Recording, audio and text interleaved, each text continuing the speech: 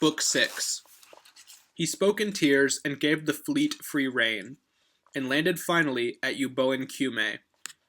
With biting anchors they secured the ships, prows seaward, and the curved stems hemmed the beach. A band of young men eagerly leapt out on the Hesperian shore. Some searched for seeds of flame in veins of flint, some sacked the dense woods, home of wild beasts, and brought back news of rivers. Steadfast Aeneas sought the lofty stronghold of Apollo, and beyond it the huge cave of the Sibyl, where the Delian prophet breathed his great will into her and showed the future. They reached the house of gold in Hecate's woods. Daedalus, in the story, fled King Minos, venturing to the sky on speedy wings. By a new route, he swam into the cold north and hung at last above the heights at Cumae. This land first took him in. He offered Phoebus his wings like oars and built him a vast temple, with Androgeus' death carved on the door, and Athens paying, how pitiful, her yearly fine, 7 sons' lives. The urn is there, the lots drawn. Beside this scene, Crete looms above the sea. The brutal passion for the bull, Pasiphae, his mate by stealth, their human bovine offspring, the Minotaur, memorial of depraved lust, and the hopeless wearying maze beneath the palace. But pitying the deep love of the princess, Daedalus solved his own entrapping riddle, with a thread to guide the lost. You, Icarus, but for your father's grief, would play a large role in that great artwork. Twice his hands failed, trying to show your fall in gold. Now with Achates gone, the Trojans would have scanned each image, but he came quickly back with Glaucus's daughter, Deiphobé, Phoebus and Diana's priestess, who told the king, "This is no time for gawking. Come, offer 7 calves out of a fresh herd, and 7 ewes as well, correctly chosen." The Trojans quickly carried out her orders, and then she called them into the high temple. A cave cuts deep into the cliff at Cumae. There are 100 mouths that lead inside. From all these swarm the answers of the Sibyl. "It's time," the Virgin shouted at the threshold, "to ask what fate will bring you. Look, the god." Just as she spoke before the doors, her color and expression changed. Her hair blew wild. She panted, heart full of frenzy, and she seemed to tower and echo a divine voice, since the god was near. "Are you so slack, Trojan Aeneas, in prayers and vows? Such thunder words alone can stun these great gates open." She fell silent. A trembling chill ran through the Trojans' hard bones. From deep within his heart their leader pleaded, "Phoebus, you always pitied Trojan anguish. You guided Paris' hand to pierce the son of Aeacus with his arrow. You led me on a daring voyage between the continents, clear to Massilian land along the Syrtes. At last we clutch elusive Italy. Troy's fortunes must not dog us any farther. All of you, gods and goddesses, who balked at Ilium and the splendor of our reign, can spare us now, at heaven's will, and you, most holy seer, since I only seek that realm fate owes me, let the Trojans settle in Latium with their wandering, harried gods. I'll ordain a solid marble shrine for Phoebus and Diana of the crossroads, and a festival named for Apollo. And for you, my kind guide, I'll raise a great shrine in my land, and put there your lots and secret forecasts for my people, and appoint priests. But do not trust your verses to leaves that gusts can play with and confuse. Chant them yourself, please." Then he finished speaking. Inside, the priestess ran amok, resisting Phoebus and trying hard to shake that great god out of her soul. He drove her harder, twisting her face, curbing her heart, pinioning, shaping. On their own, the 100 giant doors broke open and poured outside the answers of the prophet. "Your perils on the seas are finally over, though worse will come on land. But be assured, the Trojans will arrive. Lavinium's land, though, will make them wish they hadn't. I see war, grisly war, in the Tiber frothing blood. You'll have another Simois and Xanthus, a Greek camp, and a Latin-born Achilles, himself a goddess's son. Juno will cling to hounding you, while desperately you plead with every tribe and town in Italy. Again a foreign wife, an alien marriage, will bring the Teucrians' ruin. Do not give in, but where your fortune lets you, go on more bravely still. The path to safety, yes, it is true, will open through a Greek town. So the Sibyl in her shrine at Cumae chanted. Her fearsome, truth-entangling riddles boomed out of the cave. Apollo lashed his reins against her, drove his goads into her heart. But then her frenzy lulled, her rabid mouth grew quiet, and the hero spoke. Pure virgin, no unfamiliar form of hardship threatens. My soul has grasped and probed all this before. But grant one thing. They say this is the doorway to the king below, to Acheron's welling dark swamp. Let me go see my father, face to face. Tell me the way. Open the holy gates. From fire and 1,000 hostile spears, from the enemy's midst I saved him, on these shoulders. He was my comrade over all the seas, enduring every threat of sky and ocean. His weak old age deserved another fate. He begged me, trusted me to come implore you here at your door. Pity the son, the father. Your kindness has the power.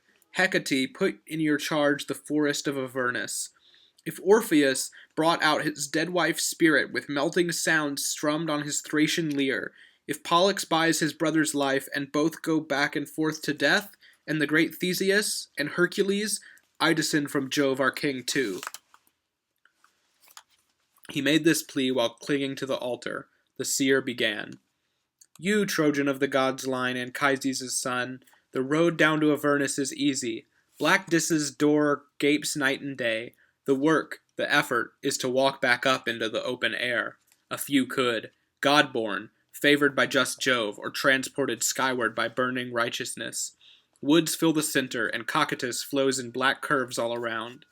And yet, if the desire overwhelms you to twice skim Stygian pools, twice see black Tartarus, and plunge in this demented undertaking, hear what to do first. In a tree's dense foliage hides a pliant gold-leaved gold branch dedicated to Juno of the underworld. The whole woods, the dim and shady valley shelters it. No one may come within earth's hidden places before he plucks away this gold-haired offspring. Lovely Proserpina appointed this her offering. Another will replace it, and other leaves of gold grow from its stem. Look high up, and when you have duly found it, pluck it. It should fall gladly in your hand, if fate has summoned you. If not, your whole strength will fail. You will not tear it off with hard steel. But, you don't know, a friend lies dead, defiling the whole fleet with his corpse, while in my doorway you dawdle asking for my prophecies. First lay him in a tomb, his proper home, and kill black sheep, the first appeasing rite. Then only will you see the Stygian groves, the land that's closed to life. Her lips shut, silent. Aeneas, grim-faced, eyes fixed on the ground, walked from the cave and in his mind turned over what the descent might bring. Faithful Achates, in stride with him, shared his anxieties. They spoke in trust and spent a long time guessing which man was dead and waiting to be buried. But when they reached the arid shore again, they saw Maecenas dead. He had not earned it. No one was better than the son of Aeolus at kindling valor with a bronze horn song. He'd gone to battles in great Hector's suite. You knew him by his trumpet and his spear. But when Achilles won, and Hector's life became his plunder, brave Maecenas followed Aeneas just as great as a Trojan leader. But then the fool, he blared a hollow conch shell over the sea and challenged gods at music. Triton, who envied him, or that's the story, caught him among foam-pouring rocks and drowned him. So howls of mourning rang from all his comrades, especially good Aeneas. Then they hurried in tears to raise the altar of a tomb, heaping wood skyward as the Sibyl ordered. They went into the old woods, deep beast shelter. Pines toppled, holm oaks echoed to the axe. Wedges split beams of ash and thistle oak, and giant mountain ash rolled down the slope. Aeneas, with the same tools as the others, set an example, urged the workers on. Scanning the vast woods, pondering his tasks in his sad heart, he happened on this prayer. What if that gold branch were revealed to me in this huge forest? Everything is true the seer said of you, Maecenas, too true. He'd scarcely finished when 2 doves came flying out of the sky and passed before his eyes to land on the green ground. The matchless hero, knowing his mother's birds, now prayed with joy. Guide me if there's a way. Direct your flight into the grove where that rich branch is shading the fertile ground. And you, immortal mother, be with me in this trial. He checked his steps to see what signs the birds brought, where they flew now. Browsing, they fluttered just the length ahead that let a follower keep them in his sight. But when they reached Avernus's reeking throat, they shot up, then soared down through limpid air, then perched on what Aeneas sought, the contrast of flashing gold among the trees' green branches. Just as the mistletoe in dead of winter grows a fresh leaf, its own and not its host's, and rings the smooth trunk with its yellow shoot, so the gold leaves stood out against the darkness of the oak. Their foil was jangling in the light wind. He grasped, it clung. He keenly wrenched it off and took it to the prophet Sibyl's home. Back on the beach, the Trojans still were weeping in last rites for Maecenas' thankless ashes. They built a massive pyre first, fueled with pitch pine and oak logs. On the sides they wore dark leaves, set funeral cypresses in front, and laid on it the splendid beauty of his flashing armor. Some heated pots to make the water swell, and washed the cold corpse and anointed it. A groan rose. They now laid out what they wept for, beneath its own familiar purple cloak. Now some took on that sad task, shouldering the giant bier, and in the ancient rite applied the torch. Heaped gifts of food and incense and bowls of olive oil were burned together. After the flame died and the ash collapsed, wine washed the thirsty cinders. Coryneus gathered the bones and laid them in a bronze jar. 3 times he walked around his comrades, sprinkling a clear dew from a fertile olive branch to purify them, and he spoke the last words. On the ashes good Aeneas raised a high mound and placed the hero's horn and armor there beneath a lofty mountain called Maecenas to keep his name alive through all the ages. With haste, he now performed the Sibyl's orders. There was a cave, monstrously gaping, jagged, deep. A dark woods, a black lake sheltered it. Birds at their peril made their ringing way above, in poison that the black throat breathed, pouring it upward to the dome of heaven. The birdless place is what the Greeks have named it. First the priest had 4 young black bullocks brought to stand there. He poured wine between their horns and clipped the bristling tufts that stood up highest, as the first offering for the sacred fire, and called on Hecate, strong in hell and heaven.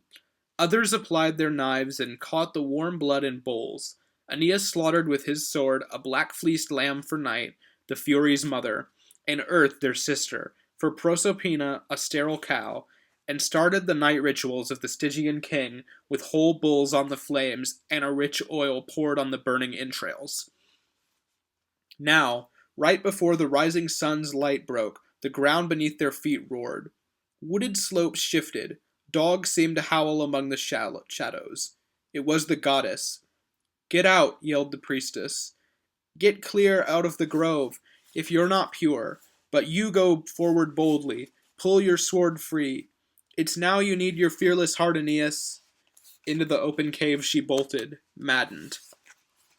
And he kept pace with her, his guide with brave steps. "You gods who rule dead souls, you silent shades, and Phlegethon and chaos spread with still night, give holy sanction. Let me pass this tale on and open what deep earth and darkness cover." They walked on in the dark and lonely night, through empty shadows in the court of Dis.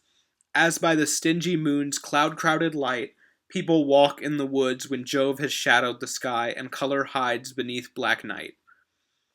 Before the entrance hall, the mouth of Orcus, sorrow and stinging guilt have made their beds. Here are pale sickness, bleak old age and fear, crime-urging hunger, shameful poverty, horrible sights, and drudgery and death, death's brother sleep as well, exuberant evil, and war the slaughterer, right on the threshold, near the Furies' iron rooms. Crazed discord lives there, her hair of snakes tied up with blood-stained ribbons. A huge, dense elm tree in the middle spreads its ancient arms. They say it is the roost of false dreams, that they cling beneath each leaf. A great array of monsters has its stables at the entrance, centaurs and half-human Scyllas, the Lernaean horror-hissing beasts, the 100 arms of Briareus, the Chimera's flames, Gorgons and Harpies, Gerion's 3-formed ghost. Aeneas snatched his sword in sudden terror, and held it up against the shapes approaching. Had not his shrewd guide said these fitting things were flimsy forms, illusions without bodies, he would have rushed to stab them, to no purpose. The road leads to the river Acheron, where a whirlpool's endless chasm seethes with thick mud, and Cocytus drinks the vomit of the sand. Charon, the ghastly boatman, guards these waters in his grim squalidness. A mass of white beard lies in a snarl. His eyes are fixed and fiery. His dirty cloak hangs from a shoulder knot. He pulls his boat along and sets the sails, conveying corpses in his rust-red vessel. Old age in him, a god, is fresh and strong. All of the mob comes pouring to the shore. Mothers and grown men and the lifeless bodies of daring heroes. Boys, unmarried girls, young men their parents saw placed on the pyre, as many as the woodland leaves that fall at the first frost, or birds that flock to land from the high seas when freezing winter drives them across that great gulf into sunny lands. Ghosts stand and beg to be the first to cross, stretching their hands out, yearning for the far shore. But the grim boatman makes his choice among them, and shoves the rest far back across the beach. Aeneas, awed and saddened by this chaos, asked, "Tell me why they rush down to the river. What do these souls want? Why do some retreat up the banks while others row the gloomy water?" The ancient priestess made a brief reply. "Son of Anchises, heaven's child for certain, deep Cocytus's pools are here, and the swamp of Styx. Gods swear by it and keep their word in terror. This helpless crowd you see has not been buried. The boatman, Charon there, transports the others. He may not bring them past the grisly banks and roaring stream until their bones find rest. They flit 100 years around this shore, then are let through, home to the pools they long for." Anchises' son now halted in his footsteps, brooding in pity on that desolate fate. He saw their wretched souls deprived of death rites. Leucaspis and the Lycian fleet's commander, Orontes. On the stormy way from Troy, a southern gale engulfed them with their ship. And there the helmsman Palinurus paced, who in mid-voyage from Africa had fallen overboard from the stern while tracking stars. Aeneas barely recognized the sad form in so much darkness. "Palinurus, which god tore you from us and plunged you in mid-ocean? Tell me, when did Apollo ever cheat me except about yourself in prophesying? He said that you would reach the shore of Italy uninjured. Is this how he keeps his promise?" He answered, "No, Anchises' son, my leader, the oracle was truthful.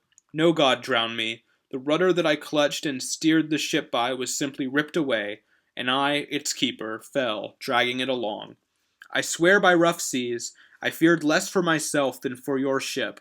Robbed of its tackle, with its pilot toppled. Would it now falter under these huge waves?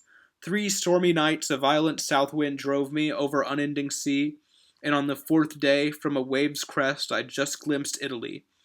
I struggled on and would have landed safely had not a cruel tribe come at me with swords. Stupid, I was no prize. Weighed down by wet clothes, I clutched the jagged cliff top where I landed. The windy breakers hold me, roll me now. I beg you by the sky's sweet light and air, your father, and your hopes as Iülus grows, save me, unconquered hero. Either go back to the port at Velia and bury me, or if your deathless mother knows a way, for I believe the power of gods has brought you to these great rivers and the Stygian swamp. Have pity, take my hand, ship me across, give me at least a place of peace in death." These were his pleas. The prophetess retorted, "This wish of yours is monstrous, Palinurus, to see cold-blooded Styx, the Furies' river, to go down there unburied and unsummoned. Don't try to plead away the gods' decrees, but hear and keep this comfort for your hard fate. The cities all around your tomb, obeying signs from the high gods, will appease your bones. They'll raise a tomb and give it sacrifices. That district will be named for you forever." This eased the anguish of his heart a short time. A place named after him. It made him glad. They pressed ahead from there and neared the river. But now from streaming Styx, the boatman saw them walk through the quiet woods toward the bank. He was the first to speak, with this rebuke. "Who are you, marching down there with your weapons? Stay where you are, and quick, explain yourself. This is the place of ghosts, sleep, drowsy night. This boat of sticks may not take living bodies. I regretted even taking Hercules across the lake with me, and Theseus, and Pirithous, unconquered sons of gods. The first one came to chain the guardian hellhound, and dragged him trembling from beneath the king's throne. The others tried to take our lady captive from the bed of Dis." Apollo's seer spoke briefly. "Don't be afraid, we have no plotting purpose. These arms are peaceful. In this cave that huge guard may turn ghosts pale forever with his baying, and the girl stay chaste inside her uncle's house. Renowned Aeneas, upright, fierce in battle, goes to the shades below to find his father. The sight of such devotion doesn't move you? You know this, then." The branch which she drew out from her clothes folds. His swelling rage subsided, and neither spoke. The hallowed gift amazed him, the branch of fate. So long since he had seen it. He turned the dark ship to approach the bank, then shoved souls from their seats along the benches and cleared the gangways. Towering Aeneas entered the hollow leather boat. Its stitching groaned at his weight. The swamp poured through the gaps. But the boat set the prophetess and hero safe on the muck among gray reeds at last. Enormous Cerberus sprawled there in his cave. The baying of his 3 throats filled that country. The snakes rose on his neck, and then the seer threw him a cake of drug-soaked grain and honey. With his 3 gaping mouths in savage hunger he seized it, and his monstrous arc of spine melted to stretch his huge form through the grotto. Aeneas passed the guard, now sunk in sleep, and hurried from the hopeless river's banks. Now a loud howling struck them from the spirits of babies. They were crying in the entrance. They had no share in sweet life. At the breast, an early death, black day, had swallowed them. Next were those executed on false charges. Jurors assigned by lot appoint the homes here. Minos the judge draws names for voiceless panels, and hears what every life now stands accused of. Beyond this, dismal suicides are lodged. Though innocent, they threw away their breath in hatred of the light, but now they'd cherish hardships and poverty beneath the sky. Divine law and the hateful grim swamp trap them. Around them, the 9 loops of sticks are tied. She pointed out the nearby fields of mourning, as they are called, that stretch in all directions.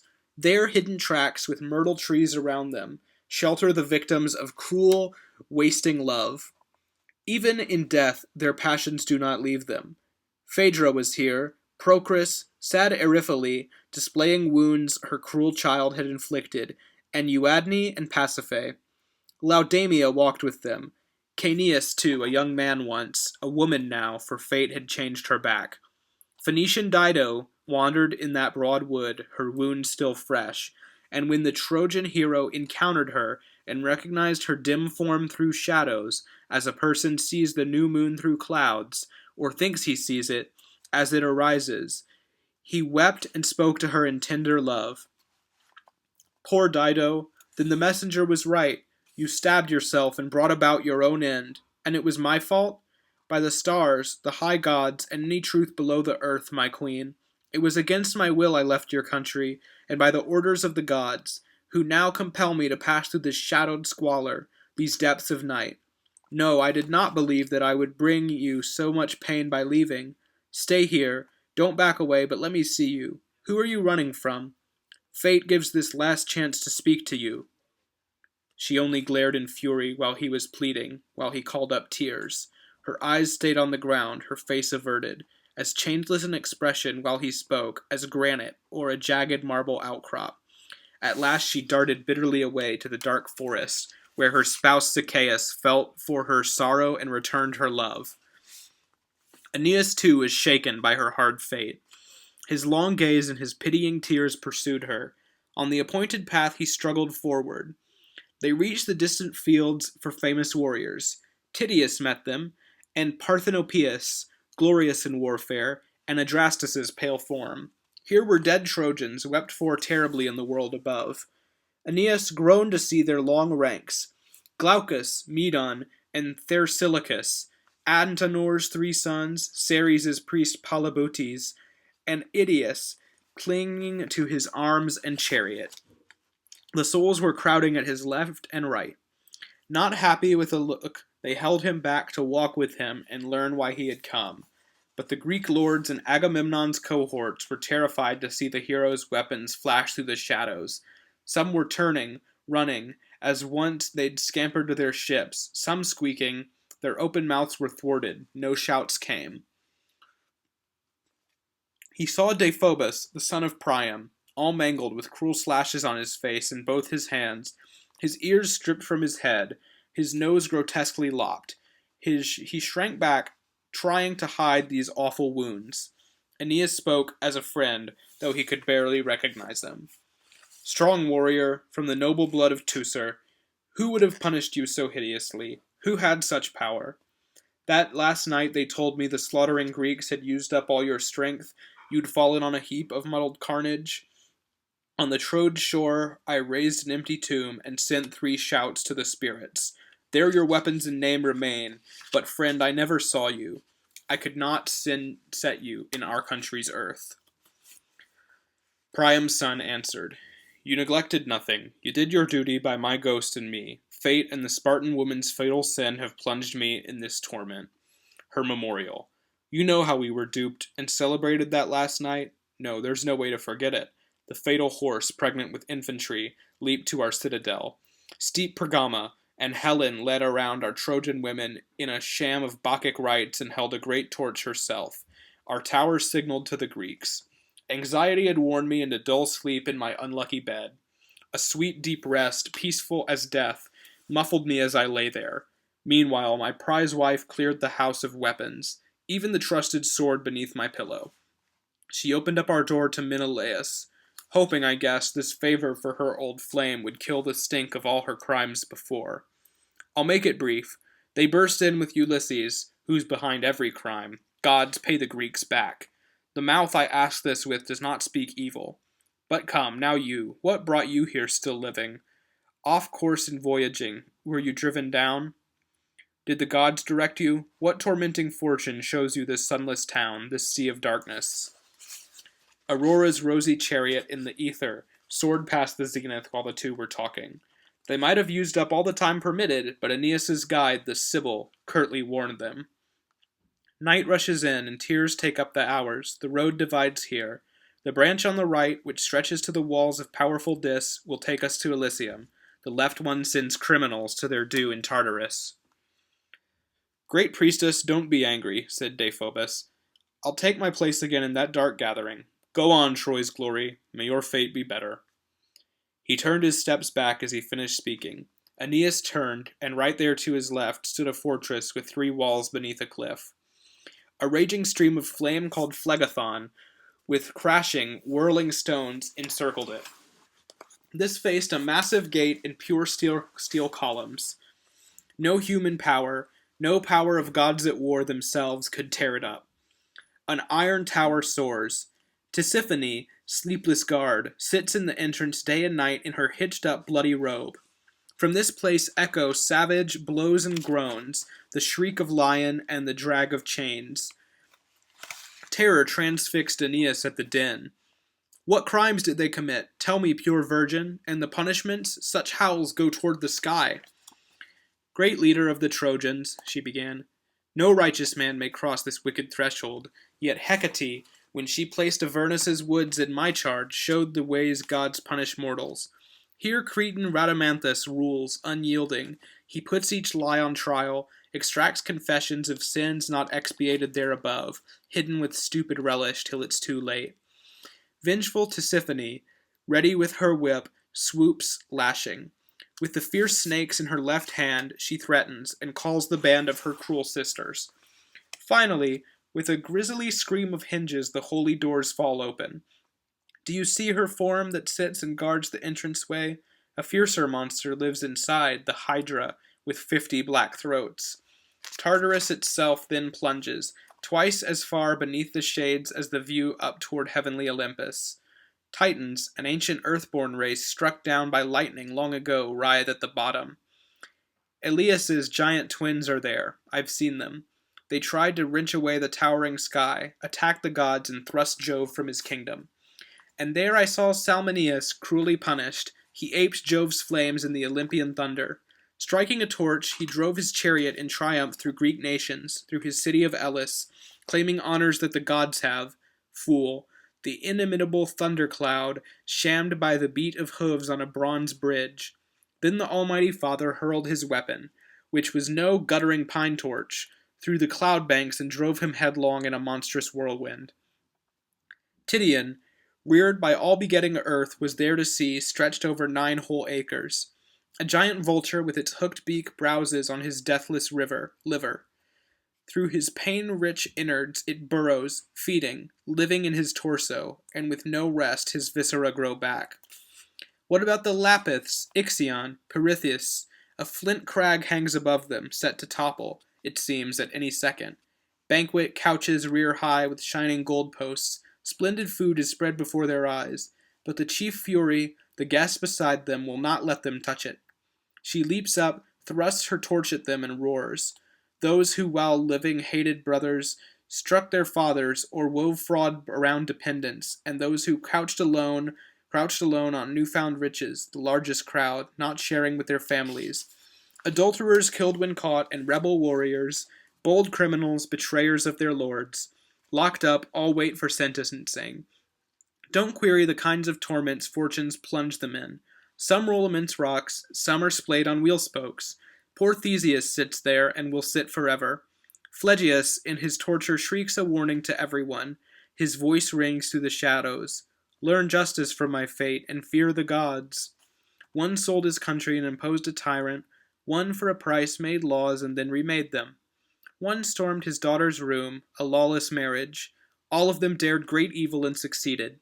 100 tongues and mouths, a voice of iron would not allow me to describe the crimes in all their forms or list the punishments. The ancient priestess of Apollo added, Come, hurry on, finish the task you started. Faster, I see the walls the Cyclopes have forged. There are the doors beneath the archway where we must place our gifts as we were told to. They stepped along the dark route, side by side, crossed the gap quickly, and approached the doors. Aeneas shook fresh water on himself and faced the sill, and set the branch there upright. Their duty to the goddess done at last, they came into a glad land, pleasant grounds in forests of good fortune, blessed home. A richer, shimmering air arrays these fields, which have their own familiar sun and stars. Men exercised on grassy fields, competed in games, or wrestled in the tawny sand. Some stamped their dancing feet and chanted songs, and there the Thracian singer in his long robe played to the beat, through 7 intervals, changing between his ivory pick and fingers. Here was the ancient dynasty of Teucer, handsome, courageous, born in better years. Ilus, Assaracus, Dardanus, Troy's founder. Far off Aeneas marveled at ghost chariots and armor, planted spears and scattered horses grazing untethered. The delight the living take in their arms and chariots, the appeal of pasturing shining beasts survives the tomb. Aeneas looked from side to side. Some heroes feasted and sang a joyous hymn of praise on fields near fragrant laurel stands. Through these rolled mighty Eridanus to the world above. This group was wounded fighting for their country. These, while they lived, had been pure priests. These prophets in their righteousness deserved to speak for Phoebus. Some had enriched our life with their inventions, or left the memory of some great service. All of them had white bands around their foreheads. They poured around the Sibyl, and she spoke, to Musaeus chiefly. All that huge crowd gazed up as he towered massive-shouldered in the center. Tell me, you happy souls, and you, great singer, where we can find Anchises in which region. For him we sailed through Erebus's wide rivers. With a few words the hero answered her. We have no houses. Dim woods are our homes. Stream banks our couches. Verdant, flowing meadows our settlements. But if you speak your heart's will, come up this easy path to climb the ridge. He stepped ahead and showed the shining plains that stretched below. But soon they left the high ground.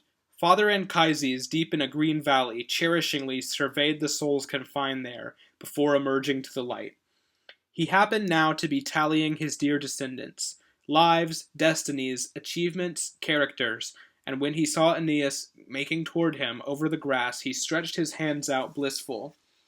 The tears poured down his cheeks, and he exclaimed, "You've come at last.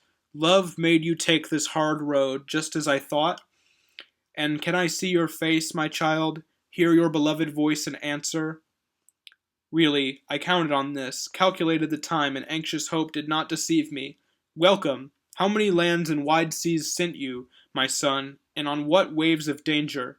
And how I feared the Libyan realm would hurt you." Aeneas answered, "Father, your sad image, which often meets me, called me to this realm. My ships stand in the Tuscan sea. My hand, clasp it, and don't retreat from my embrace." The tears poured down his face. 3 times he tried to throw his arms around his father's neck. 3 times the form slid from his useless hands, like weightless wind or dreams that fly away. The hero now saw, at the valley's end, a sheltered woods. Wind murmured in its branches. The river Lethe drifted past the still homes. Above the water, souls from countless nations flitted like bees in tranquil summer meadows, who move from bud to vivid bud and stream around white lilies. The whole field whirs loudly. The unexpected sight enthralled Aeneas. He wished to learn about it, what the stream was, and what men filled the banks in that great phalanx. Father Anchises answered, "These are souls fate owes new bodies. Here at Lethe's river they drink up long oblivion and peace. All of this time I've yearned to tell of them and let you see them, counting my descendants, to share my joy that you've reached Italy." "Father, do some souls really soar back skyward from here, returning to sluggish bodies? What dreadful longing sends them toward the light?" "I'll free you from suspense, my child," he answered, and told it all in detail and in order. Now first, the earth and sky and plains of water, the moon's bright globe, the sun and stars are nurtured by a spirit in them. Mind infuses each part and animates the universe's whole mass. So arise men and grazing beasts and creatures that fly and monsters in the glittering ocean. Their seeds have fiery force, they come from heaven. And yet the noxious body slows them somewhat. The earthly parts that perish make them numb. Those parts bring fear, desire, joy, and sorrow.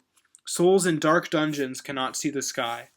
But when on the last day life departs, not every evil sickness of the body wholly withdraws from that poor spirit.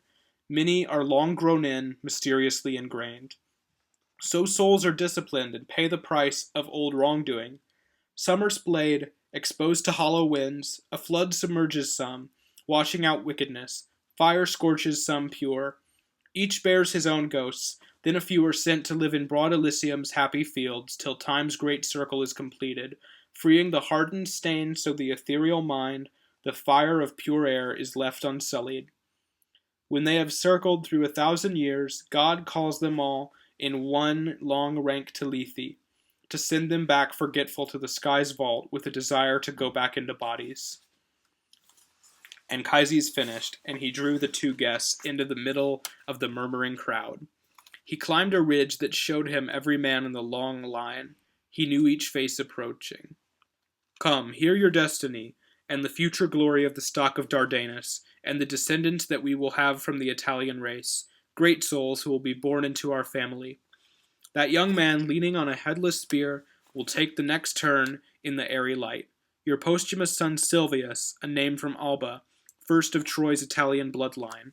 Lavinia will raise him in the forest, and he will be a king and father kings, our family that will reign at Alba Longa.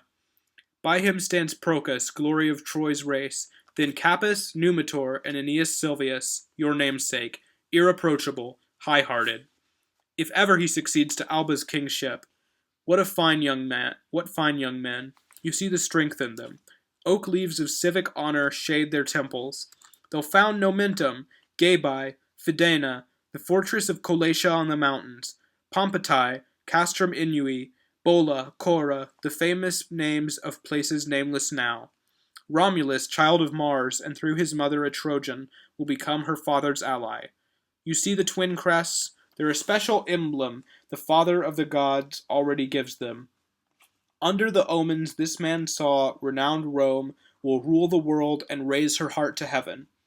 Blessed in her sons with 7 citadels and 1 wall, like the tower-crowned Great Mother driving her chariot through Phrygian cities, holding in blissful arms her 100 grandsons from gods, all gods themselves who live in heaven. Now turn your eyes here, see this clan, your Romans, Caesar, and all of Aeolus's offspring, destined to make their way to heaven's splendid heights. Here is the man so often promised you, Augustus Caesar, a godson, a bringer of a new age of gold to Saturn's old realm of Latium. He will take our rule past India, past Garamantia, past the solar pathway that marks the year where Atlas hefts the sky and turns the high vault set with burning stars. The Caspian realm, the land around Maeotis, already quake at prophecies. He's coming. All the Nile's 7 mouths are in confusion. Hercules didn't travel through so much land to pierce the bronze-hoofed deer or tame the woods of Erymanthus, or make Lerna tremble with his bow, nor Bacchus flexing vine reins drawn in triumph from high Nyssa by his tigers. Shall we hang back and not exert our courage, fearing to stake our claim in Italy? Who is that far off, olive-crowned and bringing a sacrifice? White hair, white beard, I know him. This Roman king will found the new-built city on laws. From little Curies with its poor soil he'll rise to great dominion. But that next one, Tullus, will break the country's peace and rouse its men who've grown unused to victories. Next is the boaster Ancus, even now drunk on the breezes of the people's favor. Do you want to see the Tarquin kings and Brutus, the proud avenger, winning back the fasces, first consul, with that office's harsh axes? For splendid freedom's sake, he'll have his own sons put to death when they stir up war again. Poor man, though ages after him applaud. Look for his love for his country, greed for praise will triumph. Look, Torquatus with his savage axe, the Decii, the Drusi, and Camillus, who will bring home our standards. See those two in bright matched armor, souls in accord while night imprisons them. But once they reach the light, how great a war they'll rouse. What ranks of slaughter, father-in-law come down the bouldered apse from high Monechus, and son-in-law deploying all the east. Children, don't lose your horror of such warfare. Don't turn your massive strength against your country. You of the god stock, take the lead, have mercy. My son, throw down your weapons. There's Mummius, who'll drive the capital in triumph over Corinth's slaughtered Greeks. Paulus will root out Agamemnon's town and Argos.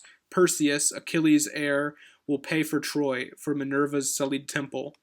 Great Cato and Cosus, who could pass you over? Or the Gracchi, or the Scipios, 2 thunderbolts of war, who will bring down Libya, or Fabricius the resourceful, or Serranus sowing the furrow. Fabius, stop. I can't keep up. Your greatness in stalling will be all that saves our country. Others I know will beat out softer breathing bronze shapes, or draw from marble living faces, excel in pleading cases, chart the sky's paths, predict the rising of the constellations. But Romans, don't forget that world dominion is your great craft. Peace, and then peaceful customs, sparing the conquered, striking down the haughty. They were amazed. Father Anchises added, See how Marcellus marches in the glory of the rich spoils, an overtowering victor. This night will save a Roman chaos, crushing Carthage and rebel Gaul. He'll make our third gift of captured arms to Father Quirinus. Aeneas saw a splendid young man walking with Marcellus in bright armor, but his face was overcast, his eyes fixed on the ground. Father, who's the companion of the hero? A son, perhaps, or grandson of that great stock? What a fine presence! What loud praise around him! But black night wraps his head with its sad shadow. Father Anchises then began to sob. My son, don't talk about your clan's great sorrow. Fate will give just a glimpse of him on earth. Deities, you decreed the Roman race would be too mighty if it kept this gift.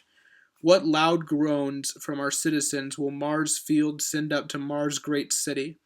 What processions will Tiber see when gliding by the new tomb? No boy of Trojan blood will raise more hope in Latin forebears. Never will the land of Romulus be more proud of any nursling. Righteous, old-time honor, strength unbeaten in war. Nobody meeting him in battle could have escaped, whether he came on foot or gored a foam-flecked horse's side with spurs. Poor boy, if you could only break this cruel fate, you'll be Marcellus. Let me give the gifts I can. armloads of lilies, purple flowers, scattered in empty ritual for the soul of my descendant. Through the airy broad fields they wandered now, surveying everything. Anchises showed his son each point of interest and fired his lust for glory in the future. Then told him of the wars he soon must fight, the Laurentian tribes, the city of Latinus, how to endure or else avoid each hardship. There are 2 gates of sleep. The one they say is horn, true shades go out there easily. The other, shining, white, well-crafted ivory, let spirits send false dreams up toward the sky. His speech is done, Anchises brought his son here, and the Sibyl too, and sent them through the ivory.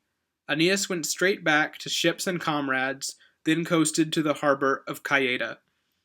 The prows dropped anchors, stern stood on the shore.